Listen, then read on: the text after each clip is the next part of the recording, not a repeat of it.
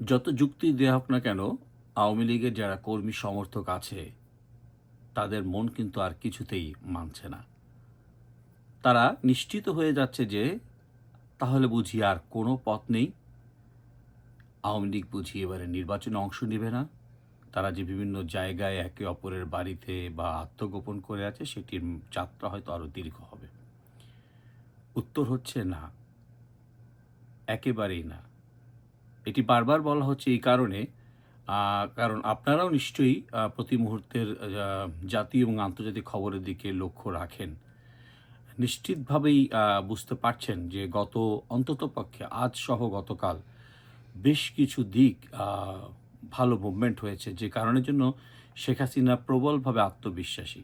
শেখ হাসিনা কিন্তু গতকাল এবং আজও তিনি বলছেন যে আওয়ামী লীগবিহীন নির্বাচন এদেশে হবে না। শেখ হাসিনাও নিশ্চয়ই জানেন ১১ তারিখে তফসিল ঘোষণা করা হবে, সম্ভাব্য ১২ ফেব্রুয়ারি ভোট। তাহলে শেখ হাসিনার এই আত্মবিশ্বাস কোথা থেকে আসছে? সেটি কিন্তু বড় প্রশ্ন।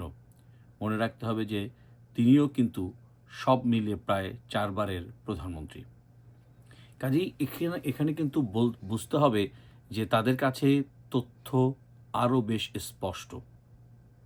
এখন আপনাদের বলি যে আসলে কোথা থেকে শেখ হাসিনার আত্মবিশ্বাসটি আসছে। ঠিক ভ্লাদিমির পুতিন ইন্ডিয়া থেকে বের হবার পরই ভারতের আসেন মার্কিন যুক্তরাষ্ট্রের ৪ প্রভাবশালী কর্মকর্তা। আপনারা জানেন যে যেই অঞ্চলকে, যে অংশটিকে ঘিরে এত মানে পরিবর্তন বা সবকিছু, এটিকে ইন্দো প্যাসিফিক অঞ্চল বলা হয়।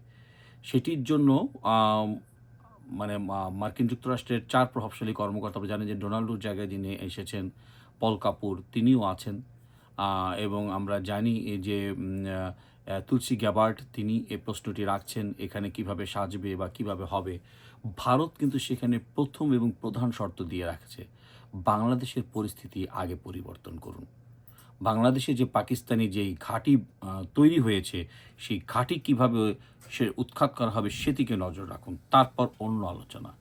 এটি যখন শুরু হয়েছে তার পরপরই কিন্তু পল কাপুর সহ মার্কিন যুক্তরাষ্ট্রের আরও কিছু প্রতিনিধি দল বাংলাদেশে আসছেন আগামী ২-১ দিনের মধ্যেই। তারা এখন ভারতে অবস্থান করছেন।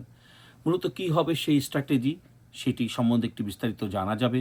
এরই মধ্যে কিন্তু রাশিয়া তাদের স্ট্র্যাটেজি প্ল্যান দিয়ে রেখেছে এবং রাশিয়াও আশ্বস্ত করেছে শেখ হাসিনাকে একটি মারফত যে আওয়ামী লীগবিহীন নির্বাচন এখানে অবশ্যই হবে না। বাংলাদেশের এই পরিস্থিতির অবশ্যই পরিবর্তন ঘটাতে হবে তার সার্বভৌমত্বের স্বার্থে। এমন খবর কিন্তু সামাজিক যোগাযোগ মাধ্যমে ভাসছে।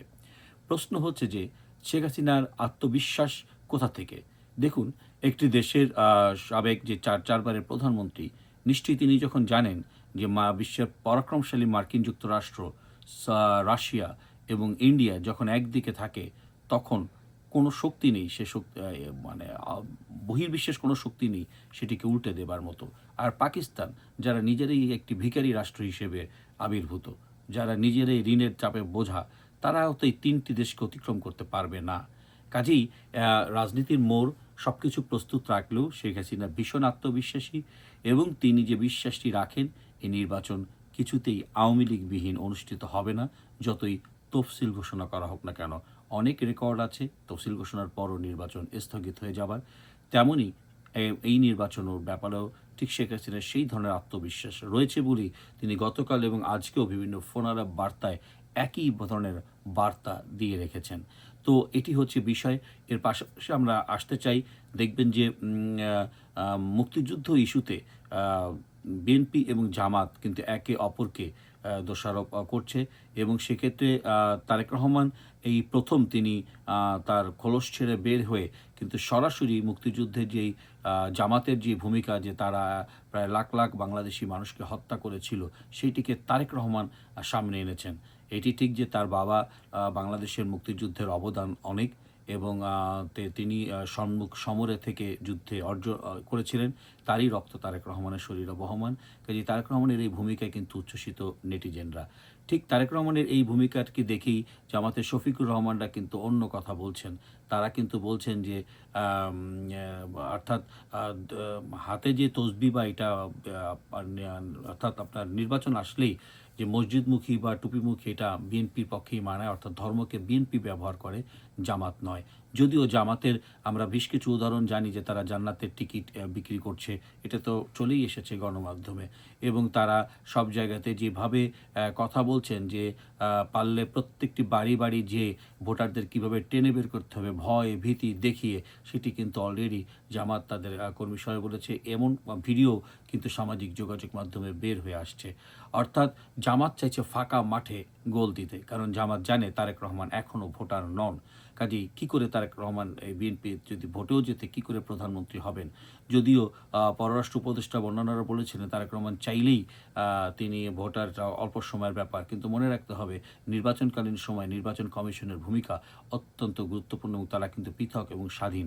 আপনারা জানেন গতকালই জামাতের কিন্তু ৩ থেকে ৪ সদস্য নির্বাচন কমিশনে গিয়ে তাদের মতামত তুলে ধরেছে।